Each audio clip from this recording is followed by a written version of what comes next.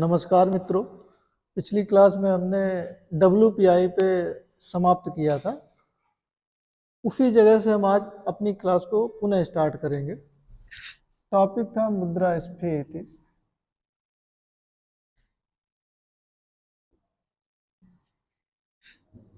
इसके अंतर्गत हम पढ़ रहे थे मुद्रास्फीति के मापन। मुद्रास्फीति के मापन में हमने दो मुख्यतः विधियां यूज की जाती हैं। पहला है कीमत सूचकांक विधि, दूसरा है GDP डिफ्लेक्टर मेथड।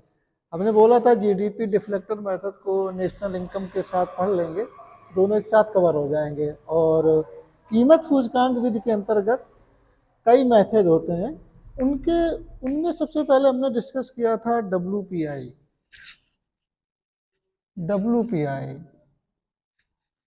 अर्थात थोक मूल्य सूचकांक।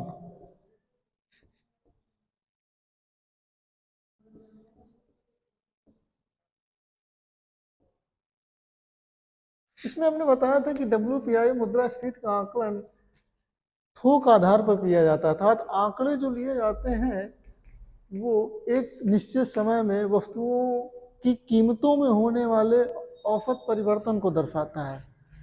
केवल वस्तुएं, इसमें सेवाओं को शामिल नहीं किया जाता। दूसरा, इसके आंकड़े जो लिए जाते हैं बड़ी बड़ी थोक मंडियों से लिए जाते हैं। इसके अंतर्गत हमने तीन चीजें पढ़ी थी, क्योंकि प्रीलिम्स का पार्ट है, इसमें प्रीलिम्स से डायरेक्ट क्वेश्चन आते हैं। केवल वस्तुएं शामिल होती हैं, केवल वस्तुएं। दूसरा होता है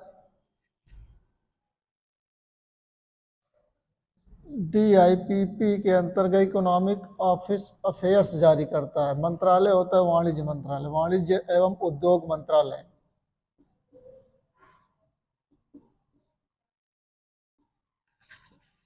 केवल वस्तुएं इसके द्वारा जारी किया जाता है। इसमें भारांश दिया जाता है, आधार वर्ष होता है।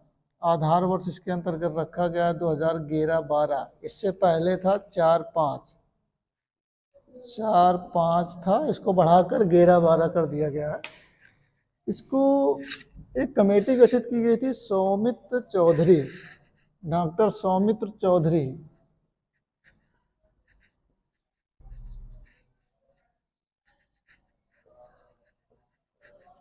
उन्हीं की सिफारिशों के आधार पर परिवर्तन किया गया है। इसमें भारांश में भी परिवर्तन किया गया है। इसमें सबसे ज्यादा भारांश विनिर्मित वस्तुओं को दिया गया है। विनिर्मित वस्तुओं को सबसे ज्यादा भारांश है। इसमें चूंकि सबसे ज्यादा भारांश, इसका मतलब सबसे ज्यादा वस्तुएं भी शामिल होंगी, यानी 697 वस्तुएं हैं। सबसे ज्यादा भारांश इसी को दिया गया है। और सबसे कम भारांश जो दिया गया है ईंधन एवं ऊर्जा को दिया गया है। ईंधन एवं ऊर्जा।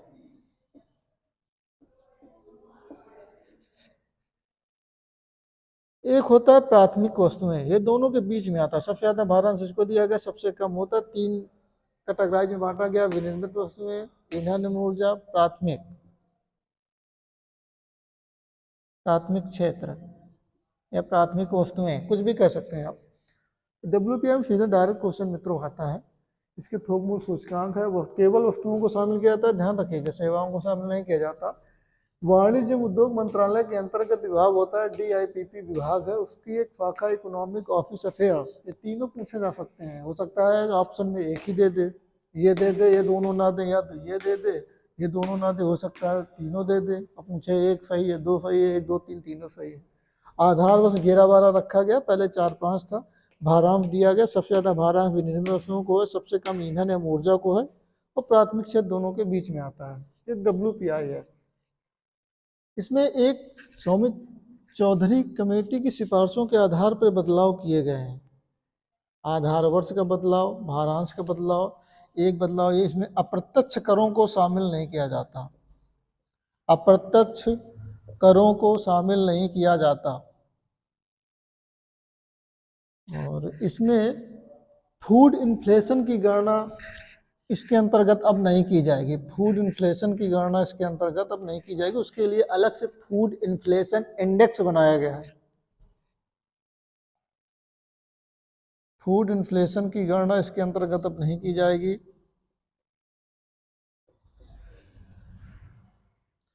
ये 4 बदलाव इनके आधार पर किए गए थे। तो भारांश में बदलाव जो किया गया था उसमें सबसे ज़्यादा भारांश विनिर्मित वस्तुओं को दिया गया है। इसके अंतर्गत सबसे ज़्यादा वस्तुएं भी हैं, सबसे कम भारांश दिया गया, सबसे कम वस्तुएं, दोनों के बीच का प्राथमिक क्षेत्र WPI हो गया। अब आगे बढ़ते हैं CPI की ओर।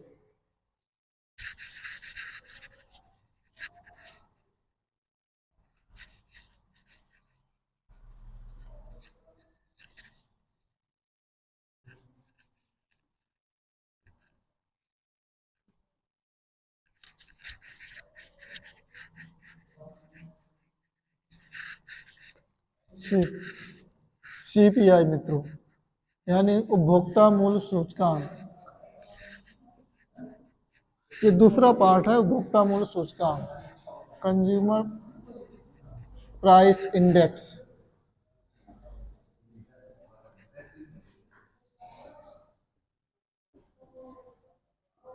इसमें कुछ आधार है वही जो हमने WPI में पढ़े। इसको जारी किया जाता है CSO के द्वारा, याद रखिएगा, वो जारी किया जाता है आपका DIPP, वाणिज्य उद्योग मंत्रालय, इकोनॉमिक ऑफिस अफेयर्स के द्वारा। एक बात दोस्तों छूट गई, मासिक आधार पर वो भी जारी होता है, ये भी जारी किया जाता है मासिक आधार पर। ये प्रीलिम्स में आने वाले क्वेश्चन है, चाहे स्टेट सिविल सर्विसेज हो चाहे UPSC हो, CSO के द्वारा मासिक आधार पर है। इसका जो आधार वर्ष है वो बढ़ाकर, पहले 2010 था, उसको बढ़ाकर 2012 कर दिया गया है, ये याद रखिएगा। 2012 मासिक आधार पर CSO के द्वारा। इसका मतलब होता है CPI का उपभोक्ता मूल्यों में, उपभोक्ता मूल्य जो वस्तुएं हम प्रयोग करते हैं उनकी कीमतों में कितना बदलाव हो रहा है। उपभोक्ता वस्तुओं की कीमतों में होने वाले बदलाव की जानकारी मिलती है।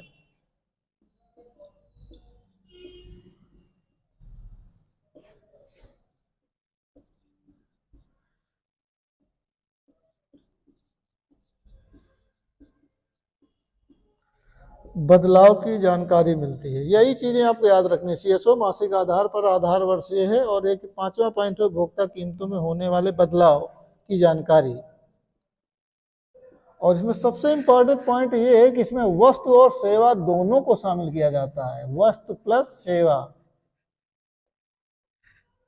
हमने पीछे पढ़ा था WPI में सिर्फ वस्तु थी, इसमें वस्तु और सेवा दोनों है। CSO के द्वारा मासिक आधार पर आधार वर्ष बढ़ा दिया गया, पहले 2010 था, अब 2012 हो गया है।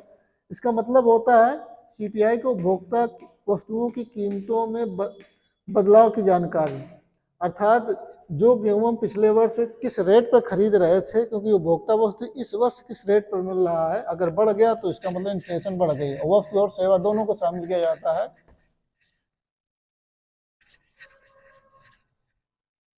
हमने दो सूचकांक पढ़ लिए, एक है WPI और एक है CPI। तीसरा है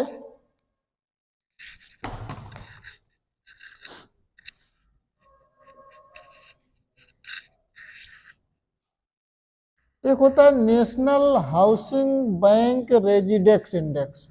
वो अपने आप में छुपा हुआ है इंडेक्स, रेजिडेक्स यानी IDX जो है इंडेक्स का ही है पूरा।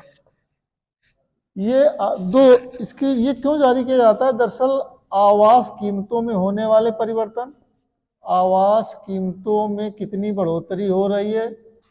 दूसरा किराया, आवास किराया की कीमतों, आवास किराया, तो कुछ लोग किराए पर रहते हैं इसलिए उनके लिए किराया, और कुछ लोग मकान अपना स्वयं का खरीदते हैं इसलिए उनकी आवास की कीमतें।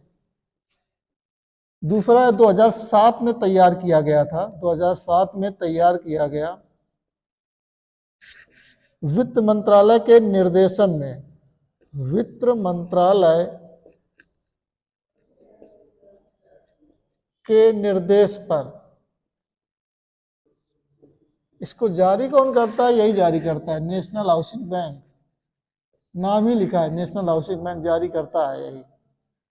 एक इसमें खास बात है, त्रैमासिक आधार पर होता है, यही आपको याद रखना पड़ेगा, बाकी तो मासिक आधार पर ही है। त्रैमासिक आधार पर हुआ। इसमें शहरों को शामिल किया जाता है, मुख्यतः शहरों को, कुछ स्मार्ट सिटीज भी हैं शामिल की गई हैं। ये इसकी जानकारी कुछ मेन है जो प्रीलिम्स में आती है, साथ में तैयार किया गया। इसके निर्देशन पर वित्त मंत्रालय के निर्देश पर दो आधारों पर आवास कीमतों में कितनी बढ़ोतरी हो रही है, किराया कीमतों में कितनी बढ़ोतरी हो रही है त्रैमासिक आधार पर, और जारी करता वो नेशनल हाउसिंग बैंक जो अपने आप में छुपा हुआ उसी नाम में ही शहरों और स्मार्ट सिटीज को शामिल किया जाता है। आगे देखते हैं मित्रों, चौथा है इसमें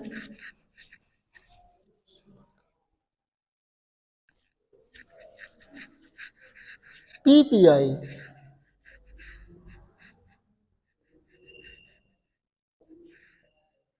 producer price index. Price index अर्थात इसका मतलब है कि हम अगर वस्तुओं का उत्पादन करते हैं तो उन वस्तुओं के उत्पादन की लागत में प्रतिवर्ष कितनी बढ़ोतरी हो रही है। मान लीजिए ये पेन है, इसकी इस बार हमने जो उत्पादन किया उसकी लागत 10 रुपए है, लेकिन वही 2023 में अगर हो सकता है कि उसकी जो 11 रुपए बढ़ जाए, यानी 10 रुपए पहले थे 1 रुपए बढ़ गया। अर्थात क्या है कि पेन महंगा हो गया है। ये महंगा क्यों हुआ? हो सकता है कि इसकी कच्चा माल जो है, कच्चा माल का मतलब ये है कि इसमें जो मटेरियल यूज हुआ है, हो सकता है स्याही जो आप इसमें डालते हैं वो बढ़ गई, इंक जो है उसकी कीमत बढ़ गई हो, या आयात हमने जो इसके लिए किया वो बढ़ गया हो। यही दो चीजें इसमें मेन होती हैं। लेकिन इसमें देखने वाली बात है, वस्तु और सेवा दोनों को शामिल किया जाता है। WPI में सिर्फ वस्तु होता है, CPI और PPI में वस्तु और सेवा होता है। ये मासिक आधार पर ये भी होता है, मासिक आधार पर। जारी करता सेम जो जारी करता है CPI को वही जारी करता है इसको।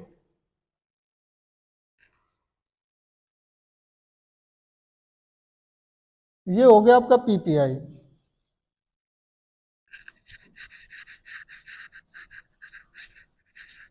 एक अक्सर क्वेश्चन आता है प्रांतीय सिविल सर्विसेज में कि जो CPI अर्थात उपभोक्ता मूल्य सूचकांक की हाल में एक नई विधि तैयार की गई है, वो है संयुक्त विधि।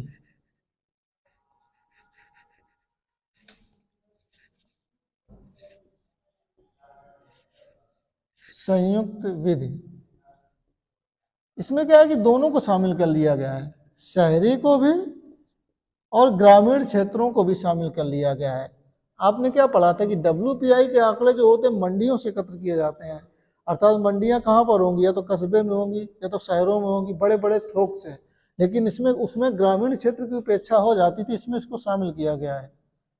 शहरी भी है, ग्रामीण भी है। और यही ये जो सूचकांक है संयुक्त विधि, इसको जारी किया है CSO ने। ये यूपी PCS में अक्सर पूछा जाता है क्वेश्चन।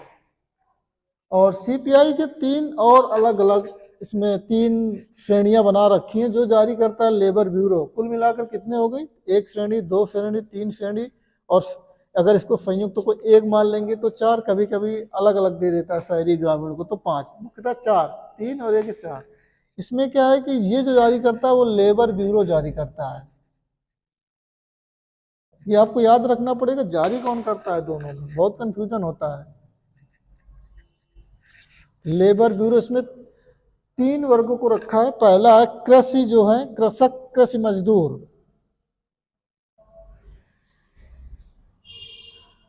दूसरा जो है इसमें औद्योगिक श्रमिक,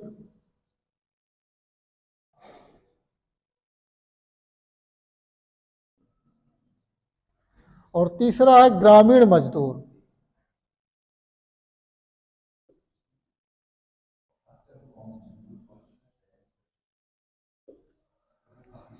CPI में वही दो CSO जारी करता है, लेबर ब्यूरो। लेबर ब्यूरो इसके तीन इकाइयां बनाता है, कृषि मजदूर, ग्रामीण मजदूर, औद्योगिक श्रमिक। एक संयुक्त विधि जारी की गई है, नई विधि, शहरी और ग्रामीण दोनों क्षेत्रों को शामिल किया गया है, वो जारी करता है CSO। ये छूट गया था, ये आपको कंप्लीट कर दिया उधर हमने। हम पढ़ रहे थे PPI मित्रों।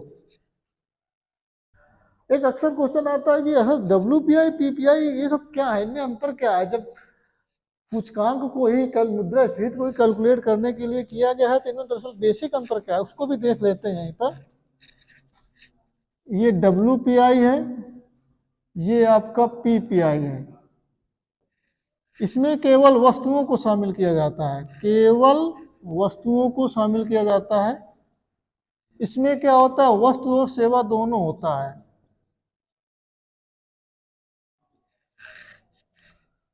दूसरा है कि इसमें WPI में हमें बोला था ग्रामीण क्षेत्रों की उपेक्षा हो जाती है, ग्रामीण क्षेत्र उपेक्षित रह जाता है। इसमें ग्रामीण क्षेत्र को कैलकुलेट किया जाता है। इसमें इसको जारी करता है वही वाणिज्य उद्योग मंत्रालय, DIPP या इकोनॉमिक अफेयर्स, और PPI को जारी करता है CSO के द्वारा मासिक आधार पर। तो दोनों है, तो कोई बेसिक अंतर नहीं हुआ।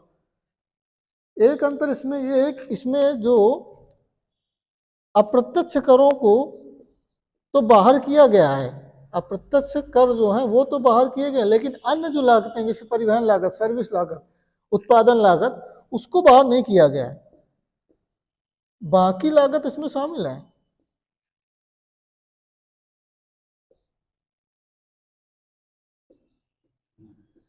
इसमें है कि सबको शामिल नहीं किया जाता है, अप्रत्यक्ष कर, परिवहन लागत, इन सबको बाहर कर दिया जाता है। इसमें केवल मूल कीमतों को शामिल किया जाता है, अर्थात जो हमने कच्चा माल खरीदा, कच्चा माल मान लीजिए 1 रुपए का पड़ा, तो वो कीमत, और बाद में जो तैयार होके आया वो आउटपुट PPI कहलाता है। जो कच्चा माल है वो इनपुट PPI होता है, इनपुट PPI, और जो तैयार होकर फैक्ट्री में ही तैयार वो आउटपुट PPI होता है।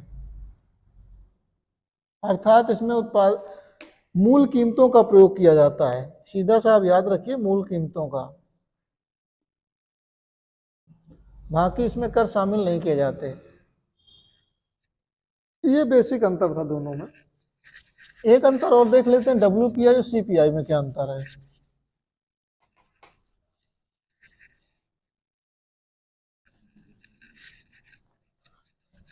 तो CPI, पहला अंतर तो वही है कि ये वाणिज्य उद्योग मंत्रालय के द्वारा जारी किया जाता है, उसकी शाखा या इकोनॉमिक अफेयर्स EOA के द्वारा ये जारी किया जाता है CSO के द्वारा। दूसरा जारी किया जाता है इसमें WPI में केवल वस्तुएं हैं, इसमें वस्तु और सेवा दोनों है, वस्तु प्लस सेवा दोनों को कैलकुलेट किया जाता है। तीसरा होता है ये थोक आधार पर इसके आंकड़े लिए जाते हैं, अर्थात मंडियों से एकत्रित किए जाते हैं, अर्थात ग्रामीण क्षेत्र की उपेक्षा होती है। थोक आधार पर आंकड़े अर्थात ग्रामीण क्षेत्र की उपेक्षा।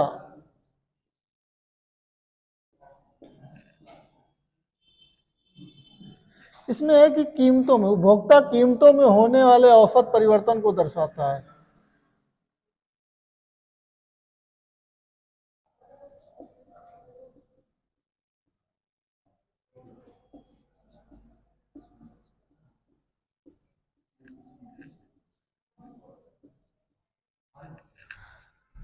ये है कि समग्र अर्थव्यवस्था के आकलन के लिए WPI का मतलब ये थोक अर्थात मंडियों से एकत्र किए जाने वाले अगर समग्र अर्थव्यवस्था के आकलन के लिए हुआ।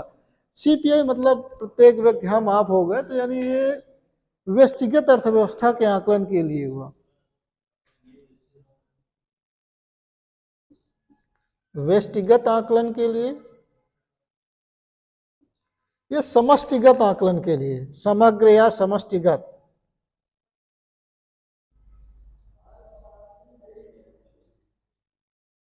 ये कुछ WPI CPI में कुछ अंतर थे। अब आगे बढ़ते हैं। ये प्रीलिम्स में क्वेश्चन बिल्कुल आपको ऐसे ही मिलेंगे, कहीं वस्तु लिखा होगा, कहीं वस्तु और सेवा लिखा होगा। अगर आपने ध्यान नहीं दिया तो आपको क्वेश्चन गलत हो जाएगा, और एक एक नंबर प्रीलिम्स में बहुत मायने रखता है।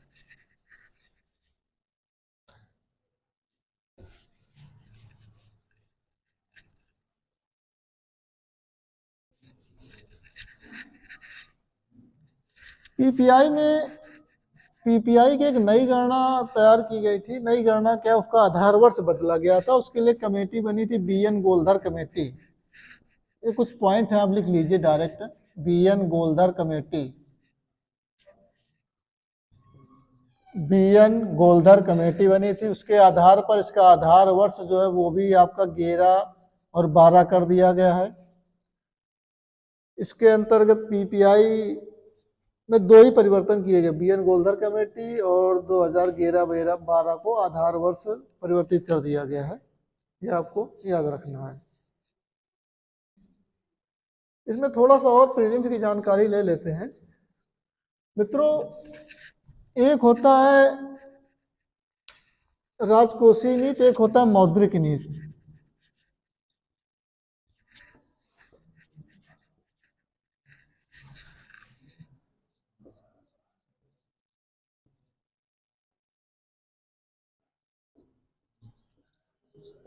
मौद्रिक नीति का प्रयोग आरबीआई करता है।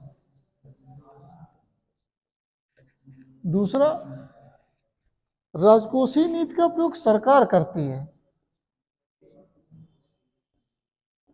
मौद्रिक नीति की गणना के लिए आरबीआई सीपीआई यानी उपभोक्ता मूल्य सूचकांकों का प्रयोग करता है, यानी सीपीआई का प्रयोग करता है। आरबीआई मौद्रिक नीति की गणना करती है, आरबीआई इसके लिए सीपीआई आंकड़ों का प्रयोग करती है, लेकिन वहीं सरकार क्या करती है, डब्ल्यूपीआई आंकड़ों का प्रयोग करती है। आपको याद रखना है, सीपीआई आंकड़ों का, सरकार डब्ल्यूपीआई आंकड़ों का प्रयोग करती है।